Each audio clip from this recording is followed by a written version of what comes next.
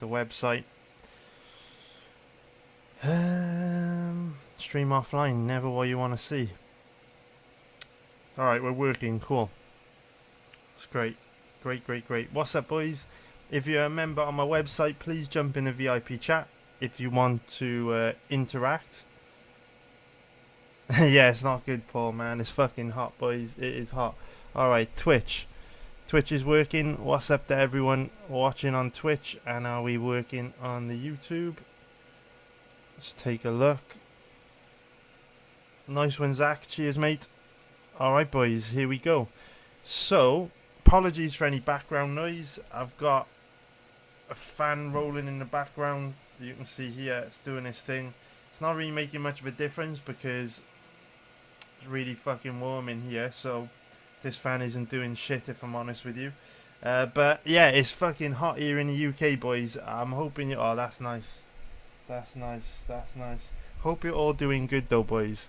Hope you're all having a good night. Obviously tonight we have got the UFC Fight Night, Makhachev versus Moises. Very tricky card for betting this. No, this is next week's card. Let's bring up this week's card. Here we go.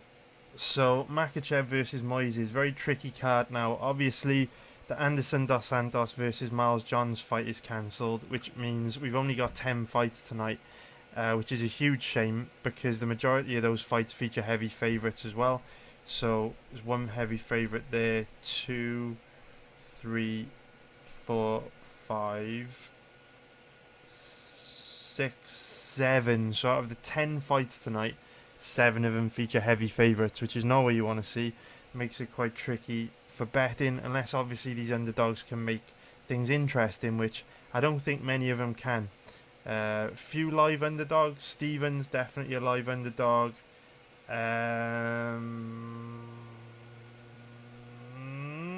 That's about it. So yeah, tricky card for betting this. Very tricky. Alright, boys, so this is obviously the prop bet live stream. Thank you very much for watching. I think the UFC broadcast is going to go live in about 2 hours, so plenty of time for us to have a good little chat about these fights. Hey, what's up, Solar? Good to see you, dude. What's up, Solar? So yeah, plenty of time for us to have a little jump into, you know, the prop bets this week, see if we can dig up any winners. And just want to say, whenever I put one of these live streams out, there's always someone that comes into the comments and is like, where are the timestamps? This is a live stream, so there won't be any timestamps, because shortly after this event is done, we're obviously going to be jumping into live betting the UFC tonight. So let's take a look at the prop bets and let's get into it. So here we go, props for tonight. Not too many. Like I say, it's not the best event for betting. My strategy for tonight is just to keep things really tight. We obviously had a huge weekend last weekend. Last weekend was one of our biggest winning events of the year. So looking to keep things tight, play a little bit of defense tonight, protect our profits from last week, and not do anything to jeopardize ourselves having a big July. When I scan through all the fights taking place this weekend, there really aren't any strong positions, and so what you don't want to do is kind of force bets on an event like this where there are no strong positions and give back some of our profits from last week. Is definitely not what we want to do here. So with that being said, let's get into where are we? VIP chat. Where are we going? VIP chat, is it gone? With that being said, let's get into the prop bets. So here we go. So as ever, I really want to give you guys a disclaimer for prop bets. I really dislike props. I don't really bet props myself. These prop bets are more for people that just want to bet a little bit on every fight for entertainment purposes and give themselves a chance of making some extra cash tonight. We take gambling so seriously, right? All the discussion is very serious on the content that I produce. We debate fights in a lot of depth. If you go to my website, you'll see this week.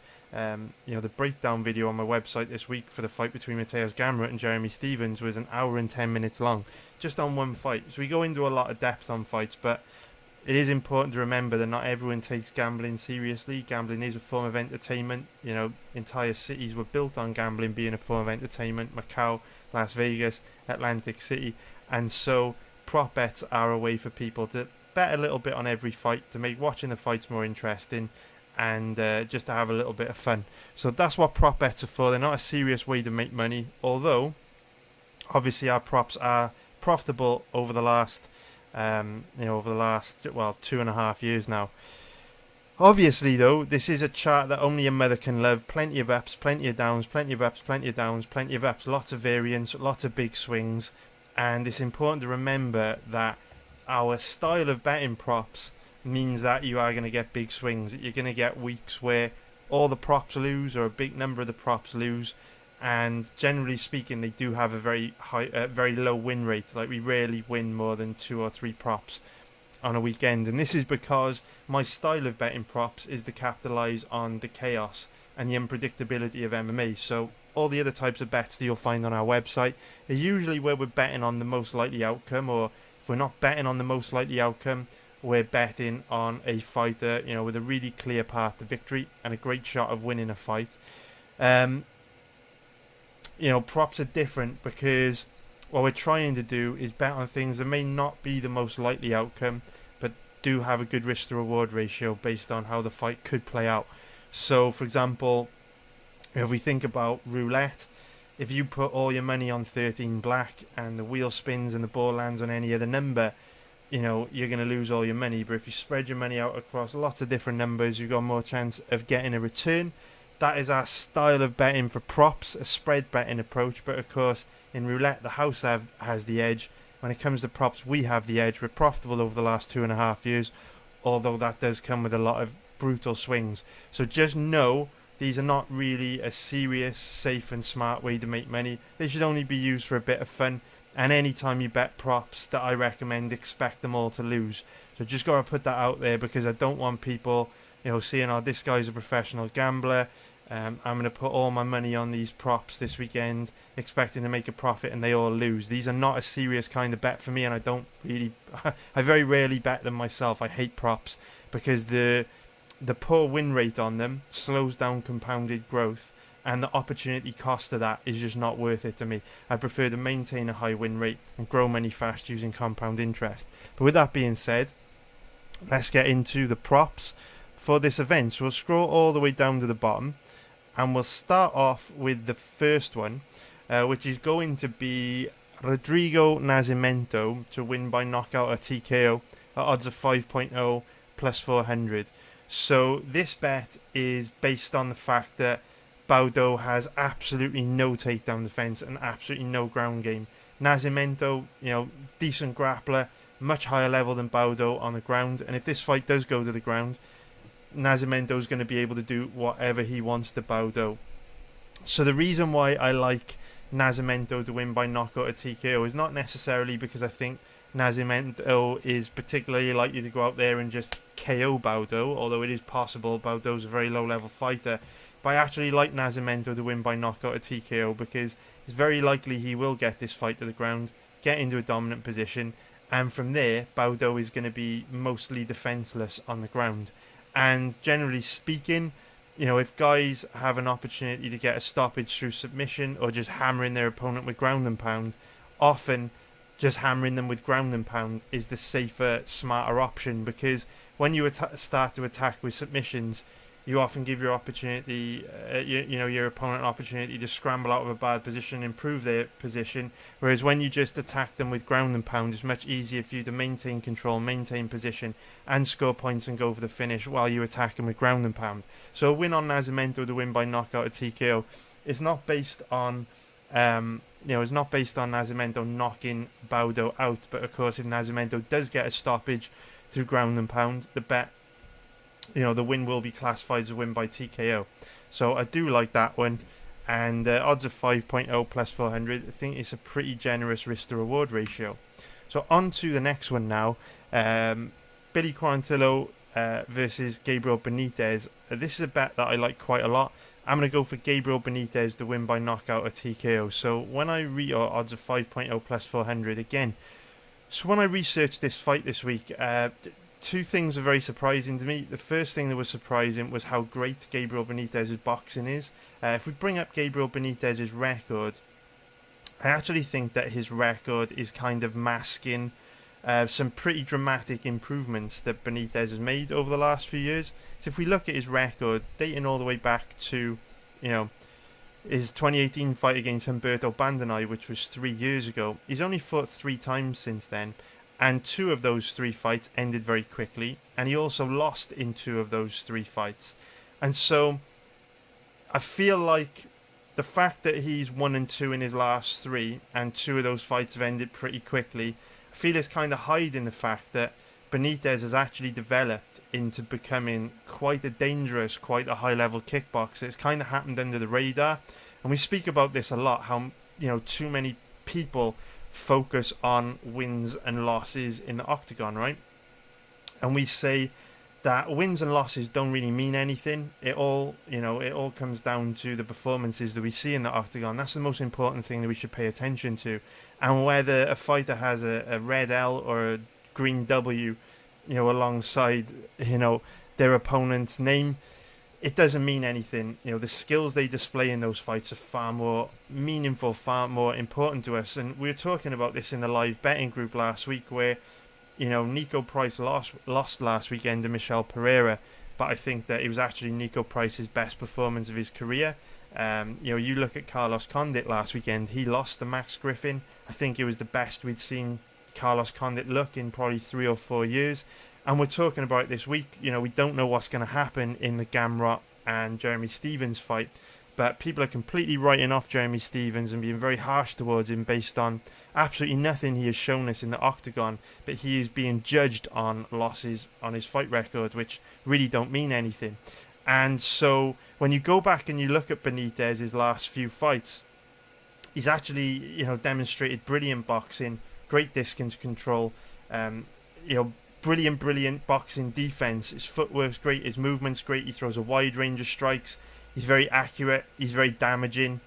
And yes, he's lost 2 of his last 3, but he looked great against Omar Morales, and he'd done really well against Sadiq Youssef as well before getting flash KO'd. So I think Benitez is kind of flying under the radar at the moment. I think he's actually a very dangerous striker who's made huge improvements in a short space of time. And I think this could be one of those nights where he gets to showcase it. Because, of course, Billy Quarantillo is extremely tough. It's not easy to get him out of there. He is a very tough guy. But he's also very bad defensively. So really bad boxing defense. He's definitely there to be hit. He's tough, he can take it, don't get me wrong, he's got a chin, he can take a shot. But Benitez moves so well, he's so accurate, he's so dangerous. I think the probability of Benitez getting a stoppage tonight is pretty good. And on top of that, one of Benitez's best weapons are his leg kicks. And we know Billy Quarantillo just doesn't read the leg kicks at all, stands very heavy on his lead leg, and he's a sitting duck to them. Another reason why I really like Benitez to win by knockout or TKO in this fight is because he's a southpaw, and Billy Quarantillo is an orthodox stance fighter. So both guys will be competing tonight in that open striking stance. One of Benitez's best weapons is his power left kick to obviously the inside leg of an orthodox stance fighter, the body or the head. And because Quarantillo is quite slow to react to his opponent, because he doesn't read his opponent particularly well, Benitez throws that left power kick up there so quickly, Quarantillo's not really going to see it coming. So there's a good chance that even though Quarantillo is very tough, very difficult to finish, he's got a good chin, you know, the shots to knock you out are the ones you don't see coming, and Benitez is fast enough to kind of catch Quarantillo out tonight. So I think that's a bet with a reasonably good risk to reward ratio. So on to the next one, Rodolfo Vieira to win by decision. I really like this at odds of 6.0 plus 500. I think we've seen in Rodolfo Vieira's past fights that if you can just make it out of round 1, he becomes a lot less scary. You know, if you can weather that early storm, you know, as long as you've got a decent gas tank, which Stolffus does, Vieira's not going to pose as much of a threat to you in the second and third round as he did in the first. Now, the reason why I really like Vieira to win this fight by decision, actually there's a couple of reasons. The first reason is Stolffus has got a base in Brazilian Jiu-Jitsu. So while, you know, Rodolfo Vieira will be a much higher level than Stolffus on the ground, there is a good chance that Stolffus can kind of use his Brazilian Jiu-Jitsu in reverse to defend himself, weather that early storm, take the fight in the second and third round, and then survive when Vieira is not as dangerous as he starts to get tired. The second reason why I like Vieira to win this fight by decision is because to reach the highest level of anything in life, you've got to be really, really good at learning from your mistakes. This goes for all aspects of life, right? You talk to anyone that has reached that elite level in what they do, and their journey will be full of making loads of mistakes, learning from them, overcoming adversity, and just getting better at things that troubled them in the past. And so we know Vieira has reached the highest highs of Brazilian Jiu-Jitsu. He's a very high-level grappler. And so in order for him to have achieved that, Vieira's got to be pretty fucking good at learning from his mistakes. He's not going to be a stupid guy. Now, this is going to be a bit of an assumption, and we know that assumption is the mother of all fuck-ups. But what I will say is Vieira has had this style of fighting in MMA that has worked very well for him. So ignore these losses here because they were in grappling bouts, and just focus on his wins, in MMA fights. Again, ignore these, the losses in grappling bouts. We just look at his MMA fights, we can see lots of early wins, right? Where Vieira would come out, put a crazy pace on his opponent early, and, kind of overwhelm them and get an early finish. That didn't work against Anthony Hernandez. He came out the gate super hard, gassed out, and then struggled very bad in the second round and got finished. We've seen this happen before. He slowed down a lot against Pichota. He also slowed down against Faikner Ratchal back in 2017. But Vieira is a very smart guy, and while I'm sure that his cardio is not amazing, I'm sure he's not got fucking Dominic Cruz levels of cardio. What I will say about Vieira is, as much as his gas tank is an issue, I also believe that pacing is an issue. And I think Vieira's problem is he puts so much into getting his opponent out there in round one, he doesn't leave much in the tank for the second and third round. And so I think, based on Vieira coming out hard in the first round against Anthony Hernandez, gassing out, and then struggling in the second and third round, I think the smart thing for Vieira to do tonight will be to pace himself a little bit better, manage his output across 3 rounds, and instead of trying to choke his opponent to death in round 1, just fighting a little bit safer and smarter. I can't say whether that's for sure what Vieira is going to do, but I have faith that's what he's going to do, because it would be pretty dumb for him to come out here at 1,000 miles an hour again like he did against Hernandez, trying to get Stolffus out of here in round 1 and risk gassing out again. And Vieira will be able to pace himself here because Stolffus is quite a passive fighter. So one of the reasons why Vieira did gas out is because in moments where Vieira didn't have control of Hernandez, Hernandez walked him down Diaz style and put a lot of pressure on him, which caused Vieira to fade very quickly because there were no areas in the fight that Vieira could go to catch a break and catch his breath. And so when we look at Anthony Hernandez, very different style to Stolffus. Stolffus, much more of a passive, laid-back, tentative, low-volume guy. So I think that Vieira, spreading his output out across 3 rounds, going for control, go for point scoring, I think he'll serve him well here, and that's why I think that Rodolfo Vieira is a really nice underrated prop bet. Odds of 6.0 plus 500. So don't forget, boys, as well. If you got any questions for me about anything, leave them in the YouTube chat or on the website or on Twitch, and I'll get to your questions in just a sec. Because we've only got one more prop bet. I think we've got one more prop bet to go for. Didn't have many props tonight. Yeah, we've only got one more prop to go for. So I'm going to go for Jeremy Stephens to win by knockout at TKO. At odds of 6.0 plus 500. I really, really like this bet. One of the reasons why I like this bet is because Jeremy Stephens is one of these guys that when he settles into a rhythm and starts to warm up, he becomes very, very difficult to take down. We saw that in the Zabit fight, the Moicano fight, and the Frankie Edgar fight. And all 3 of those guys are much better offensive wrestlers than Mateusz Gamrot. So it's almost like when Jeremy Stephens starts to get the timing of his opponent and suss out that range, he tends to see the takedown entries coming from very, very far away. And so when his opponent starts to shoot in, Stephens is really good at clearing his legs and getting his hands in a position to either dig underhooks in play early to shut the takedown down or fire back with a really, really nasty counter. Now, when you go and watch footage of Mateusz Gamrot, one of the huge weaknesses that he has in his fighting style is that he shoots from way too far outside of his opponent's range on the majority of takedown entries. And this is because Gamrot is just not a very high level wrestler. He doesn't have full confidence in his wrestling yet. Gamrot is one of these guys that he's kind of, because he's not particularly skilled at striking or anything else, he's one of these guys that is just kind of chosen to be a grappler because he can have a lot of success with that, right, against these low level guys on the European regional circuit. He can use his wrestling to take them down and, you know, beat them up on the ground. Because of that, Gamrot has kind of inherited some pretty big weaknesses which will get him into a lot of trouble against UFC level fighters. And the problem with Gamrot's style of shooting in from way too far outside of his opponent's range is Stephens is going to see these takedowns coming from a mile away. We kind of saw this start to happen in Mateusz Gamrot's last fight against Scott Holtzman, where if you go back and watch the first round of that fight, by the end of round one, Gamrot was shooting from miles outside of Holtzman's range, and then Holtzman was just kind of taking a backward step, looking to fire off an uppercut as Gamrot came forward, and Gamrot would often, you know, eat the uppercut. It would either it wouldn't land clean, it would kind of graze off him, it would land quite awkwardly, but it would back Gamrot up and cause Gamrot to kind of wave the white flag and not drive through on that takedown again. Now, there's a big difference between shooting in lazily and very far from outside your opponent's range on someone like Scott Holtzman compared to a guy like Jeremy Stephens, because we know what Stephens is looking to do, right? We know the kind of power Stephens carries in his hands. When he's shooting on Stephens, he's going to be looking to, again, do what Holtzman did, take a step back, get his hands in a position where he can get those underhooks in play if he needs them, if you do drive in on the takedown. But after that, if he senses that you're not going to drive through and fully commit to the takedown because you've shot so far away that by the time you get to Stephens and he's taken a backward step, you may choose to retreat. First thing on Stephens' mind is to get those uppercuts in play and look to counter you very, very bad.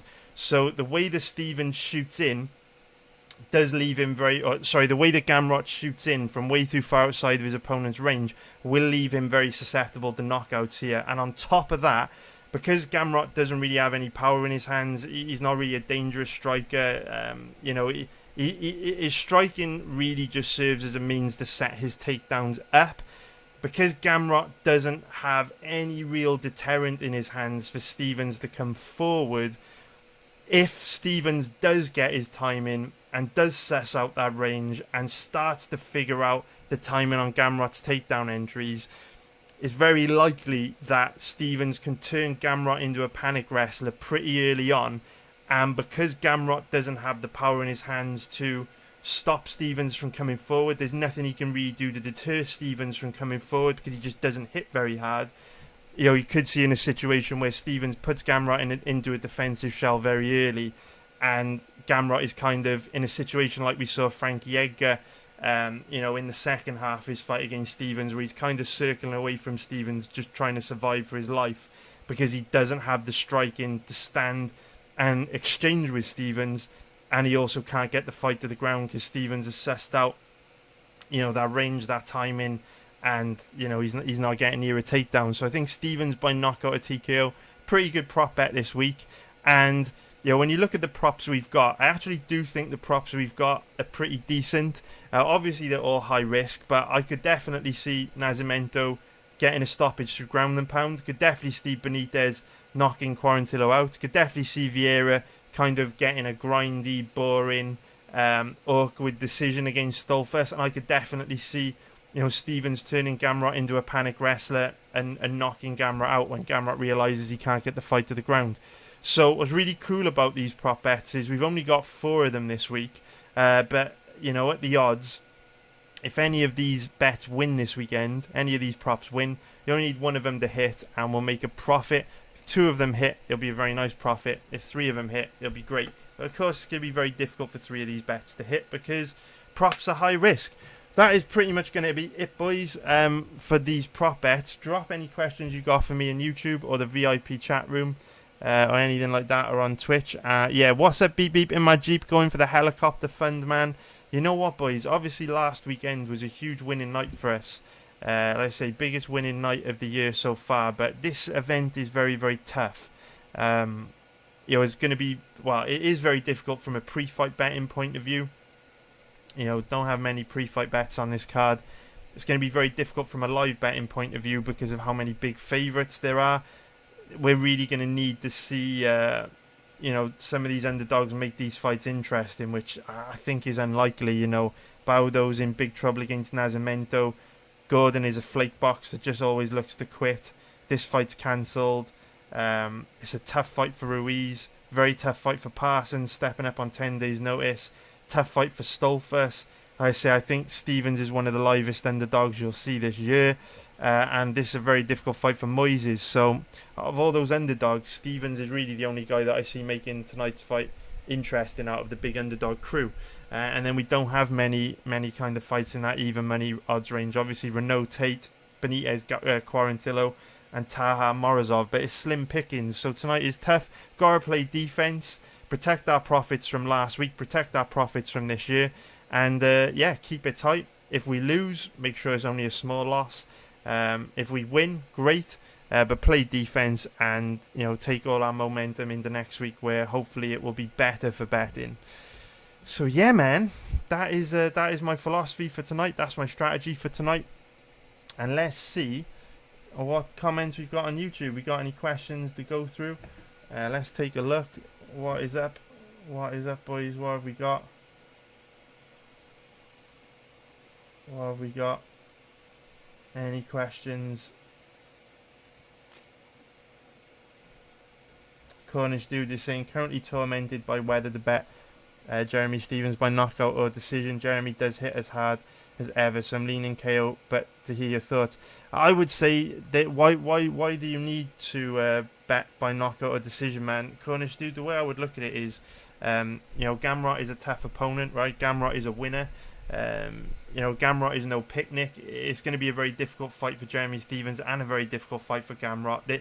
What I will say is, I don't know who's going to win between Stevens or Gamrot, but I can promise you this, it won't be one-sided.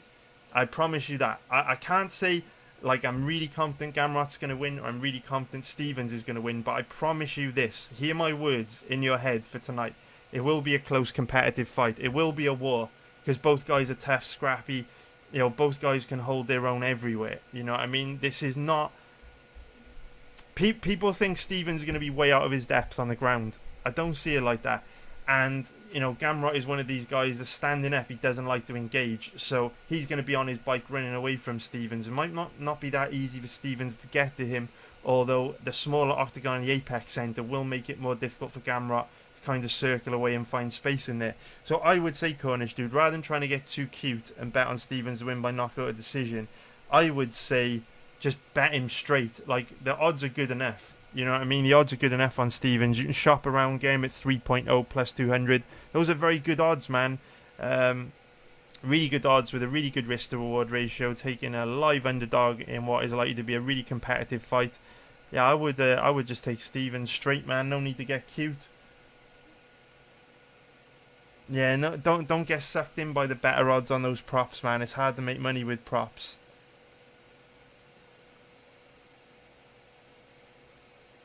TC is saying Stevens did not look very enthusiastic at the weigh-ins. Neither did he look in a very good shape. Am I wrong? You know what, mate? I wouldn't look very enthusiastic if the last time I was at a weigh-ins, I pushed a dude and it cost me 50 grand or whatever Stevens was likely to get paid. I think Stevens probably on his best behaviour at the weigh-ins, dude. But no, I didn't read anything into the stare down, dude.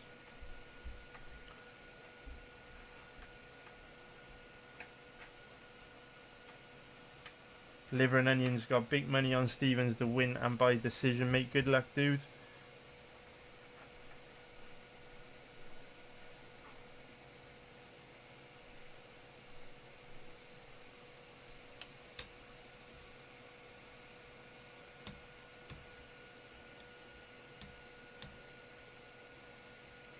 Something above is saying Rodolfo Vieira defeated himself in his last fight. The chances of a BJJ World Champion getting subbed is low percentage. Yeah, I agree, dude. Ross the Floss loves Benitez. What's up, Hilty? What's up, Derek Hunter?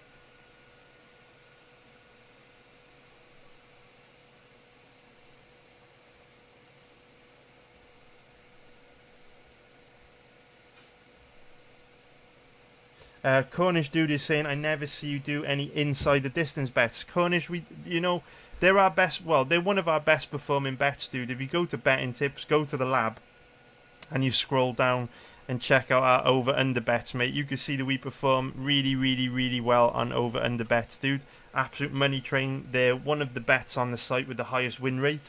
So yeah, we do a lot of over unders and fight goes the distance bets. If you like those kind of bets, join the community, man. MMABettingTips.com, link in the description below. We absolutely crush on these kind of bets. I'm not sure if you guys watch the weekly profit and loss videos that we do. If you go to my channel, here was the last one where we kind of go over our profit and loss from the previous week. But yeah, I mean, our win rate on these bets is absolutely insane. Obviously, this one ended in a push. We had fight doesn't go to a decision in the Andre Fili Daniel Pineda fight, which was looking like he was going to win. But our win rate on over unders is absolutely brilliant. You can see here we've gone 1, 2, 3, 4, 5, 6, 7, 8. So we made a profit on 8 of our last 9 over under bets. So yeah, man, if you like over unders, fight goes a distance, fight doesn't go a distance, they're all on the site, man. But I don't have any for tonight. Keeping tonight tight, you know what I mean?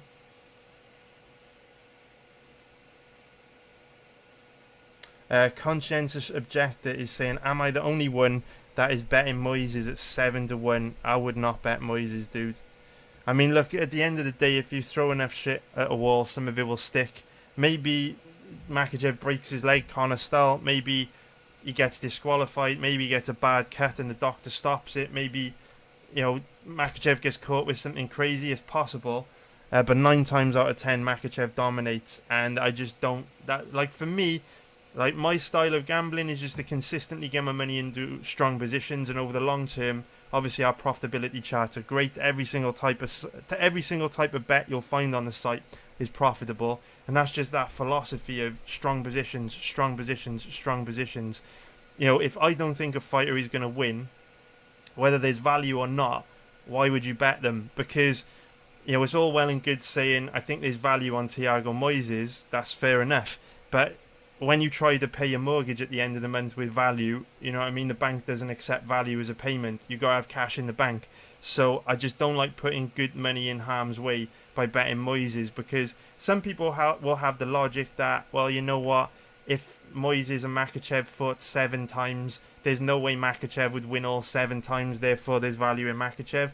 What you have to understand is they ain't going to fight 7 times. They're going to fight 1 time.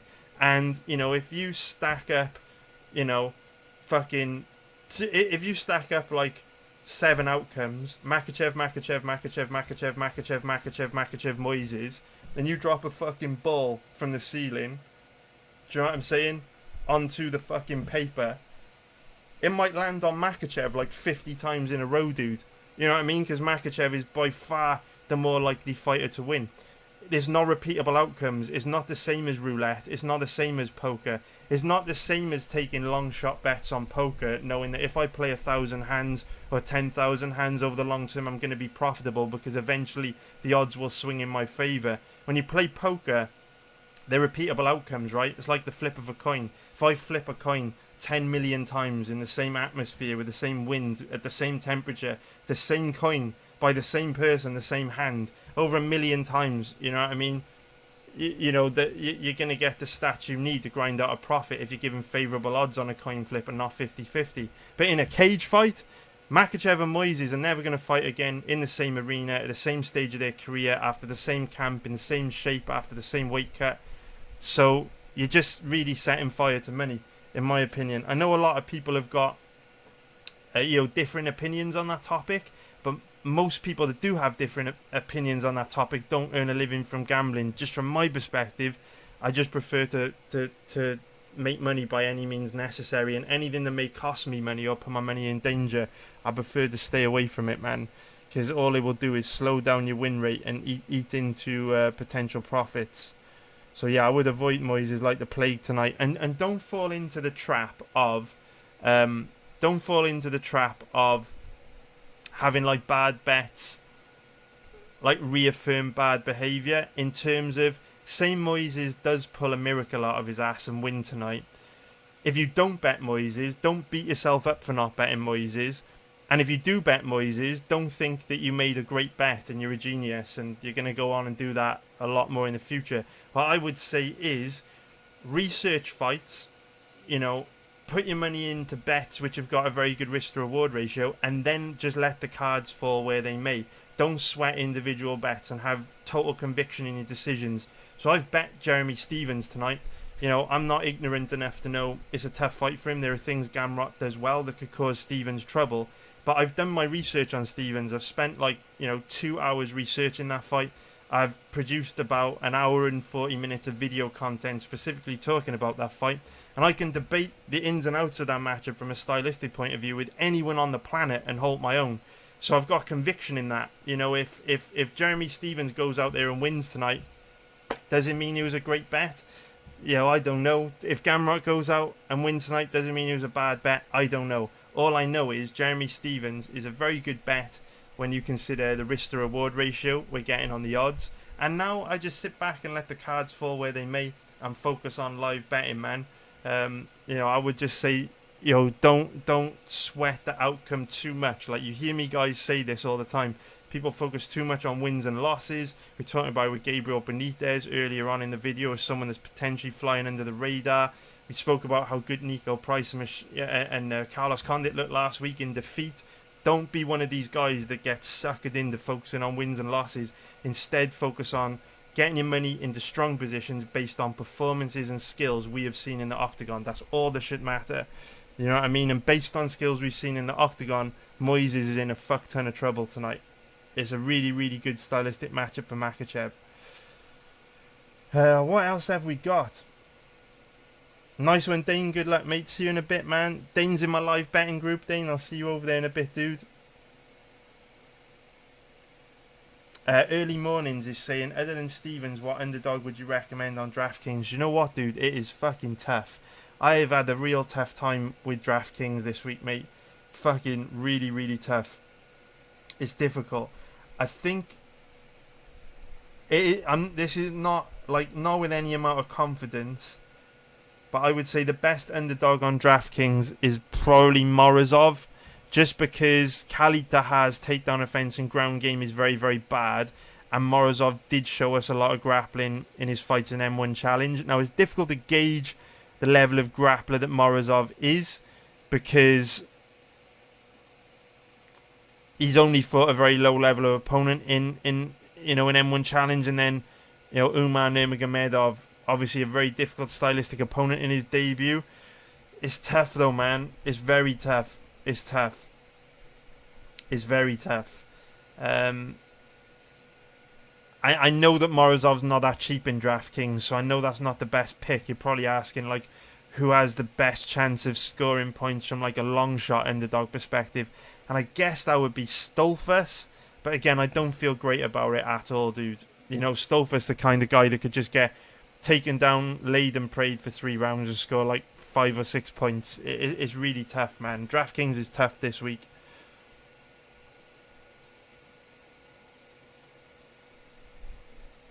Interesting. So, Conscientious Objector is saying Stephens will gas if it goes to distance.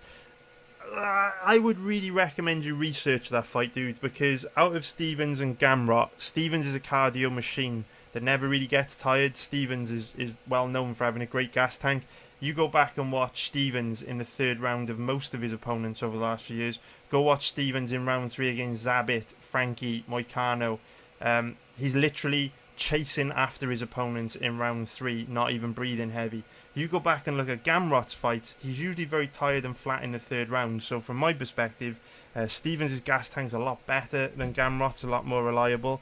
So where you say Stephens will gas if it goes the distance, it doesn't sound to me like you've done your research on this one.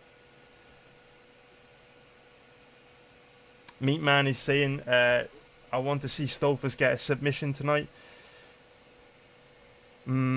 Yeah, I mean, who knows, man, if Vieira gets tired. I mean, Stolffus does have a base in BJJ. Conscientious Objector. What's my favourite colour? Probably blue, man. Blue for Cardiff City. Yeah, Robinson, I did, dude. I did. Yeah, I did. Shit, yeah. So Robinson is saying you exchanged DMs with Billy Quarantillo back in the day. I did, man. So what happened was I did a breakdown video. Oh, what fight was it for? Jog my memory if I look at his record. So I think I did a breakdown video for... was it? It was like a dedicated video just for one of Quarantillo's fights. Okay, I remember now. Yeah, so it was this video here. So we did a 1 hour long breakdown video on Fishgold versus Quarantillo, but I think that fight actually ended up getting cancelled. It did. So I did like an hour kind of breaking down Quarantillo's strengths and weaknesses. And obviously, like, one of my least favourite things about this job is I have to obviously be critical of fighters, which I hate, because obviously these guys are like 100 times the man I'll ever be. I'll never have the balls to fucking do anything these guys do. Do you know what I mean? Like, I could never go into a cage and fight someone else. Like, I'm a total pussy, and like, I've got maximum respect for guys like Billy Quarantillo.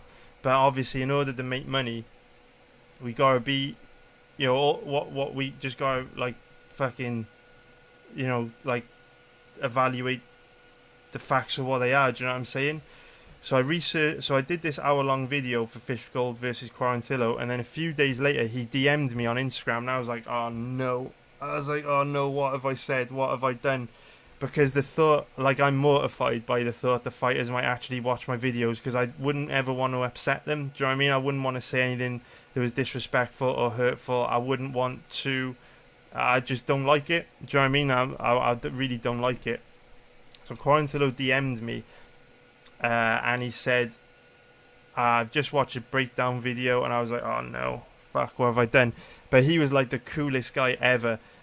He was like, I really appreciate the stuff you said in the video. He was like, I know my takedown offense isn't great, I know my ground game's not great, and I like watching videos like this because I'm conscious that sometimes the people around me may only tell me like what I want to hear. So it's really useful, some of the stuff you said. Thanks a lot. And then he also said, in that video, I think I was quite critical of some of his fights immediately before he came into the UFC. I'm not sure which fight it was. It was one of these fights here. But I remember being really, really critical of like one of his performances in these fights. I can't remember exactly which one it was, but in his DMs he said that he actually broke his I can't remember if it was his arm or his hand in the first round of one of these fights. And he was saying, like, that's why I had the weakness that you described, because, like, my arm was completely wrecked. So Quarantillo, like, the fucking nicest guy in the world, I thought he wanted to beat me up and he was going to call me out and shit, which he would have been more than in his right to do, because I'm some dick from Wales that just talks shit about cage fighting. He's an absolute beast, right? The man in the arena going in there tonight to fight. But yeah, Quarantillo was really cool. So yeah, he did DM me, man. And he was really, really cool as well. I've had that happen with fighters in the past, and it's just very scary for me. My heart starts going. I'm like, oh, great. It's not good, man. It's not good. Roulette God Casino is saying the line is super low for an 18-1 fighter against a dude who has lost 4 in a row. Have to agree with you on this. Stevens is a solid pick. Yeah, you know what I mean? Like, I don't know if Stevens is going to beat Gamrot tonight, but I don't know how Gamrot is a big favourite when you look at their past performances. There's Gamrot doesn't have an advantage here. Do you know what I mean? Like, I get you having Gamrot as a favourite. Like, I get you having Gamrot maybe in the Miesha Tate territory, or the Gabriel Benitez territory. Like, I get Gamrot maybe even the Taha territory, 1.6 or the 1.70. But I think the thing that I know a lot of people are on Gamrot this week, right? A lot of people are on Gamrot. And it goes back to what I said at the beginning of the stream. I don't know if Stevens is going to win, but I do know if he loses, it won't be an easy fight for Gamrot. And then if you look at the odds on Gamrot, like, the implied probability is 70%. Like, if you think a fight is going to be close, you shouldn't be betting a guy, you know, in this odds range. It's just not smart, you know, especially with the way MMA judges can be. Like, what happens if Gamrot, like, edges Stevens in every round, but then, the judges score the fight for Stevens. You're getting like a really bad risk to reward ratio for your money. If ever you think a fight is going to be competitive, you shouldn't be betting a fighter at these odds. And if you do think Gamrot's going to go out there and dominate, I think you're delusional. And you haven't done your research on this one. Who was the last guy that dominated Jeremy Stevens? Who was the last guy that dominated Jeremy Stevens? We bring his record up. Should we have a look? Who was the last guy to just beat the brakes off Jeremy Stevens? Keita? No. Jeremy Stevens won round 1. Yair Rodriguez? No.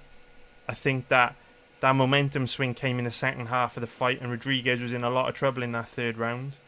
Zabit, again, very competitive fight. Zabit was basically running away from Stevens in round 3. It's probably Jose Aldo. Jose Aldo outclassed him, right? So would you put Gamrot? Do you think Gamrot's capable of doing what Aldo did back in 2018 when Aldo was a lot better than he is now? And then before that, in my opinion, Josh Emmett's a lot better than Gamrot.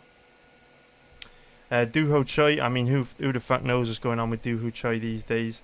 Gilbert Melendez, I can't really remember how Melendez was looking back in 2017, if I'm honest. Obviously doesn't look great in 2020, but 3 years, it's a big deal. Renato Moicano fight, crazy close. Frankie Edgar, I mean, Stevens knocked Edgar down and had Edgar running for his life in that third round. The Max Holloway fight was close. Like, not a lot of guys have... What I'm trying to say is not a lot of guys have dominated Jeremy Stevens. And guys that I perceive to be a hell of a lot better than Gamrot have struggled to dominate Jeremy Stevens. So would you say Gamrot's better than Emmett? Or Zabit? Or Yair? Or Keita? Or Moicano? Or Frankie? Or Holloway? It's a stretch for me, man. It's a real big stretch. So in this odds range, you gotta take the big underdog, man. It's common sense. It's like I always say, right? You gotta let the odds do the work for you. Don't overthink things and don't complicate things. Like last week with Poirier, right? I used the Poirier-McGregor example because it's a fight fresh in a lot of people's minds. Like, Poirier and McGregor literally fought in January, and Poirier dominated. Like, let's call an egg an egg. Like, Poirier was never in any trouble. He started a little bit slow, but Poirier was very comfortable back in January. Some people are like, how can you say that? Conor won round 1. And I'm like, yeah, he did win round 1 because Poirier took time to just settle into the fight, find his range, focus on weathering that early storm so that he didn't go out there and run into a crazy shot and get flash KO'd against a dangerous opponent. But he was never in any trouble. You've got to again, not focus too much on the outcome and the result. Focus on the performance and the skills we're actually seeing. Yes, Conor won the first round in January, but there was a huge momentum swing in Poirier's favour towards the end of that round as Poirier started to grow into the fight. And what happened in round 2? Knocked him out easily. And so you've got to let the odds do the work for you. There were some people last week that bet Conor McGregor. I'm like, literally, how stupid can you be? Like, how stupid are you? In January, we saw Poirier easily beat Conor McGregor. And now the risk to reward ratio on Poirier, I mean, you could bet him at like 1.80 to 1.90 last week, right? Early last week, like in the minus 110 range, minus 125 range. I'm like, why would you not bet Poirier? Like 6 months ago, he beat the brakes off this dude. And now we're getting pretty much a 1-to-1 return for our money. Like, that's like the child's play. Like, you don't even have to know that much about MMA to know that's a great risk to reward ratio, It's like common sense. Like, let the odds do the work for you. I don't care if you're Conor's mum, dad, sister. Like, I don't care. Just, like, clearly Poirier was the right side in terms of risk to reward ratio. And if Conor were to come out and knock Poirier out in 20 seconds, it doesn't change that. That's just the way the cards fell on the night. Do you know what I mean? That's just the way the universe decided things were going to go that night. Good bets don't always win, bad bets don't always lose. But how could you not take Poirier, man? You've got to let the odds do the work for you. And it's exactly the same with Gamrot and Stevens tonight. Gamrot might go out there, he might knock Stevens out in 10 seconds. He might put on a grappling clinic. wrestle fuck Stevens for 3 rounds. Maybe Stevens looks a shadow of himself and struggles very bad. But if you can bet one guy at an implied probability of 70% and get $40 profit for every $100 you risk, or if you can bet a guy with an implied probability of 30% and get $200 profit for every $100 you risk, and you go back through Stevens' record, he's never been dominated by anyone, all his fights are close, and he's really, really pushed extremely high level guys who are at a much higher level than Gamrot. I'm like, who are you guys betting Gamrot? Like, are you stupid? Do you even understand this game? You've got to be really, really dumb to bet Gamrot this week. I'm not saying Stevens will win. What I'm saying is $40 profit for every $100 I risk, $200 profit for every $100 I risk. Like, think about the risk to reward ratio there, right? If the fight's likely to be competitive, do you prefer $40 or $200? Especially when you know how bad MMA judges can be. It's a no-brainer. So that's what I always say, man. Let the odds do the work for you. The odds will set you free. The odds can kind of make your decision for you, where just make the logical decision, you know what I'm saying? And same goes for Makhachev Moises, do you know what I mean? If, like, 9 times out of 10, Moises just gets turned into a human basketball and bounced all around the octagon, like, why would you... Oh, I see value on Moises. I'm gonna throw a flyer out there on Moises. Like, why? Makes no sense. It's like saying I'm gonna go to the casino. I'm gonna throw a flyer on the craps table, or I'm gonna throw a flyer on the fucking jackpot slot machine. You could do it, but you know the chance of you making money long term with that mindset is super, super slim. You know what I'm saying? Very, very slim. What else have we got, man?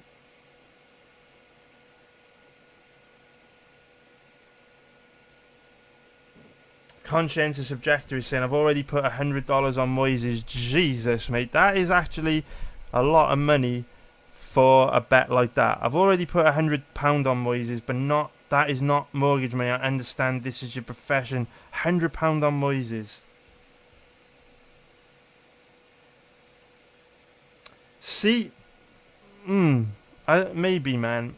We'll put the props back up in the background just to give you guys time. Sorry, boys, for any of you guys that missed it, we did props earlier in the stream. I'll leave them up in the background, though, for anyone just kind of tuning in. Jason is saying, how confident are you in Tate? I'm not confident at all, man. I think that Tate versus Renault is one of those fights that it's kind of pointless. It's kind of pointless discussing Tate versus Renault because we really don't know what version of Tate we're going to get. All I know is there are no happy endings in MMA. Like, I know Renault is a lot older than Tate. I know that this is Renault's retirement fight. I get all those things. But we know that usually when fighters come back from having a baby, they look terrible. And usually when fighters come back from a long layoff, they look terrible. So aside from GSP, can you guys think of any fighter that came back off a 5-year layoff and looked good? Can you guys think of any fighter? I can't think of any. Usually, if a fighter comes back from a long layoff, they look terrible. And it comes back to... Or like Conor McGregor last week is a great cautionary tale, right? In last week's breakdown for the fight between McGregor and Poirier, we were saying that, you know, the body declines with age, right? And compound interest applies to every single thing in life. When Conor was on that ascension in his career, working his way towards the title shot, eating the best foods, working hard in the gym every day, you know, treating his body well, not drinking every night, you know, not going out partying and stuff, not taking time off to travel the world and promote his businesses. Those compounded gains he was making every day in the gym through doing everything right led to him becoming one of the best fighters in the world. But then after he won the belt and he started to take, 4 months off here to focus on this project, 6 months off here to go promote a boxing fight, a year off here to rehab an injury, those times when you're not compounding those gains and building that athletic performance are when the body is deteriorating. And it's very difficult to get that level of athletic performance back. And so you look at Tate this week, she looks incredible, she's in great shape, all this stuff. But there are tons and tons of fitness models out there that also look in great shape. But how would they look athletically if you threw them in there, you know, in a cage fight to the death against another pro athlete? How much of Tate's body has deteriorated over the last 5 years since we last saw her? The injuries, you know, having 2 babies. Visually, she looks in great shape, but how will she look on Saturday night? Because with Tate, if she would have gone out at the top like GSP, you know, she would have gone out on the back of a great performance, even though GSP's last fight wasn't a great performance. Obviously, he didn't look great against Johnny Hendricks. But you guys get what I'm saying. If Tate would have gone out at the top of her game, then I would be like, okay, maybe Tate is coming back tonight with something special. But if you go back and watch Tate's last fight against Raquel Pennington from back in 2016, she looked dreadful. She was pulling guard. She had no drive or athleticism in her offensive wrestling. She looked physically weak, slow, flat. Her gas tank looked bad. And so, you know, can she get her career back on track and, you know, show up with some of the performances that we saw from her in 2014, 2015? Maybe. But for me, there's too many unknowns, man. Like, who knows? Who knows? I'd rather just sit back as a fan, wish Tate the best of luck. Hopefully she comes back and gets her career back on track. You know, this is Renault's retirement fight. It would be quite brutal if Tate were coming back to, you know, get her career back on track again, and Renault wins against Tate when Tate's here to be a part of this bantamweight division, just as Renault's curtain closes and she leaves. Obviously, we all want Tate to win, but there's no happy endings in MMA, and history tells us Tate probably isn't going to look very good tonight. Now, there will always be exceptions to the rule. There'll always be exceptions to the rule. There'll always be anomalies like Mackenzie Dern, right? Had a baby, came back looking better than ever. But more often than not, it doesn't go well, man.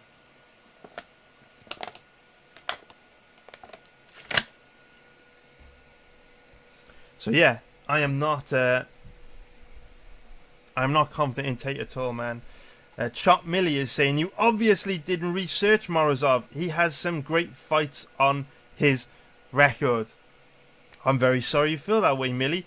Did I say that Morozov didn't have good fights on his record? I don't think I did. But if that's the conclusion you want to come to, you're welcome, mate. You're welcome. Have a great night. Britain. Hello, man. I'm from Czech Republic. What's up, Britain, dude? I want to know what you think about Jiri Prochazka. Oh, mate, you know what I mean? I think that Jiri, to me, is a very impressive fighter. You know what I mean? I was really, really critical of Jiri because what I saw from Jiri in his UFC debut against Volkan Oezdemir and in his fights in Rising was a very green, very sloppy, very reckless fighter that wasn't great defensively and wasn't great at reading his opponents very well. But the level of improvement that we saw from the performance against Volkan Oezdemir to his main event fight against Dominic Reyes, it was night and day. Jiri improved so much in a short space of time, which is such a positive sign because at only 27 years old, if Jiri continues to improve at this rate, I think he could be absolutely brilliant. Like, there are some issues with Jiri. His takedown offense is obviously sketchy. Did also look really weak on his back against Dominic Reyes, so Jiri could have some trouble when he starts to face, you know, some grapplers. But fortunately for Jiri, there aren't really that many strong grapplers in the light heavyweight division anyway. And with the rate at which we saw Jiri improve from the Oezdemir fight to the Dominic Reyes fight, you know, if we could see that level of improvement in Jiri's grappling as well, I think he could develop into becoming an absolute nightmare. And the thing that I really liked about Jiri between the Oezdemir and the Reyes fight was against Oezdemir. He was coming forward, but he was having to get in very, very tight to Oezdemir in order to land his power shots. He was kind of coming forward, getting into that phone booth range, leaving his chin up high and exposed, which was putting him at big risk of being knocked out because, of course, he carries his hands very low, and he just wasn't really paying much attention to anything Oezdemir was doing. He was kind of just closing his eyes, unleashing power shots, and hoping he didn't get caught with anything. We saw a huge shift from him against Dominic Reyes, where Jiri did a really, really good job of using his length to chip away at Reyes from a range where Reyes would have to cover a lot of distance to be able to fire back. So I think Jiri looked absolutely phenomenal against Reyes. The way he took the center of the octagon, pressured Reyes and put Reyes onto the back foot in a safe way, you know, without really taking any damage, just using his length really well. I thought he looked great, mate. I thought he really looked great. There are some big issues with Prohaska, but because he's only 27 years old, man, I'm sure he's going to develop into something really, really good, man. What's up, Ginge, mate? Yeah, I am from Cardiff, Ginge. Good to see you, dude. NJ81 is saying Tate will gas in the third round, but could Marion take over? Do you know what, mate? As Renault is starting to get older, Renault's gas tank is not looking great either. So I do think that the second half of that fight could look a little bit sloppy. Ethan is saying, what do you think about the Miles Johns under 2.5 rounds? That fight is cancelled, dude. The conscientious objector is saying Stevens hasn't had a win in 3.5 years. It's not good. It isn't good, dude. But if you had fought Zabit Magomed Sharapov, Calvin Keita, and Jose Aldo, as well as Jair Rodriguez in the last 3.5 years, you probably wouldn't have a win either, which is not good. And so I don't really think that means anything. Oh, okay. Double down in. Gamrot only lost once in the last 10 years. Well, that's good. Oh, that's great logic. So let me get this straight, the conscientious objector. What you're basically saying is Jeremy Stevens' losses against fighters who we've never seen Gamrot compete against, and Mateusz Gamrot's wins over opponents we've never seen Jeremy Stevens compete against gives us a good indicator of who is likely to win tonight. I like your logic, dude. That makes a lot of sense. That's a real interesting way of looking at this, man. That's a real interesting way of looking at this, mate. So does that mean if if Jeremy Stevens, who's lost his last 4 fights, went and fought an amateur who was like 19 years old and had won like 10 fights in a row on the amateur circuit, does that mean Jeremy Stevens would lose to that guy as well? I'm just curious. Let me know what you think. It's an interesting perspective, mate. I think it's a dumb perspective, but it's an interesting one. Pro Babylonian is saying, does Stevens lose to everyone good? I do think Stevens struggles against the top guys in the featherweight division, only because Stevens does have kind of a predictable style of fighting where every single performance is the same. He's going to come forward, put a lot of pressure on you, put you on the back foot, and because you know what to expect, it's kind of easy to game plan for. But against like mid-level, lower-level guys, Stevens is a difficult style to deal with because he's got like that Diaz style but with power in his hands, and it's not easy to deal with a guy that just keeps coming forward over and over and over and over and over again and won't go away. Very, very difficult for a lot of guys to deal with. But yeah, I do think Stevens struggles against the guys at the top of the division for sure.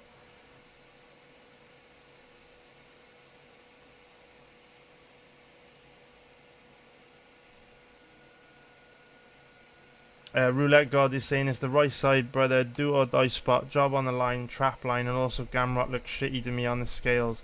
Yeah, a few people were saying Gamrot didn't look good on the scales, man. I thought he looked pretty normal to me. I gotta be honest.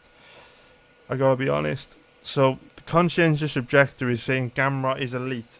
Bearing in mind, guys, this is also the same guy that bet £100 on Thiago Moises, though. So, that's all I will say on that one. Adam is saying, I want to see Gamrot against Tazrukian. That is an interesting fight, although I do really not give Gamrot any chance against a guy like Tazrukian. James Court, the Emmett win was shady as fuck with the illegal knee. That's a good point, dude. Yeah, that's a good point. That fight was kind of naughty, man. Probably should have been a disqualification win for Emmett, right? You're right there, James. What else have we got?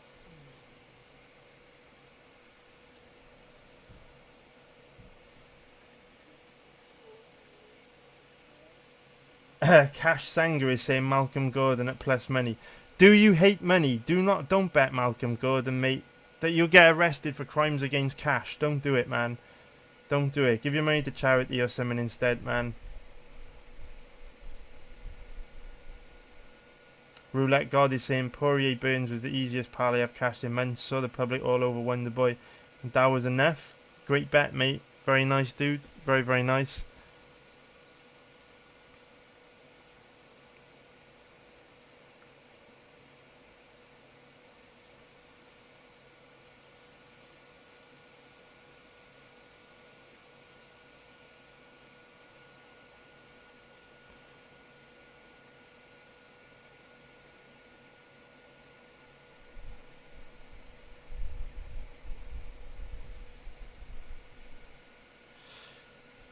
Alright boys, not sure if we got many more questions left.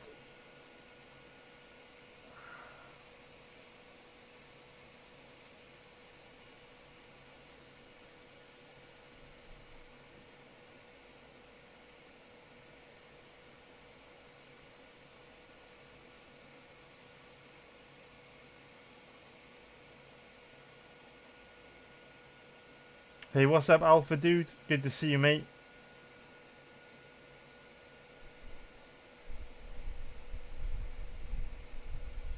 Alright boys, think that is going to be it, man. Think that is going to be it.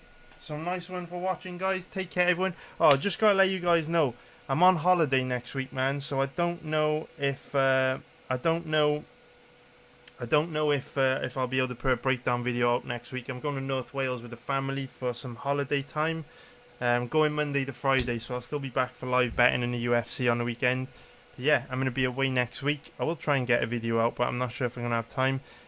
David, hey, what percentage do you cap Stevens? Based on past performances, I would give Stevens like a 70 to 80% chance of winning. So anyway, thank you everyone for watching. Take care, guys.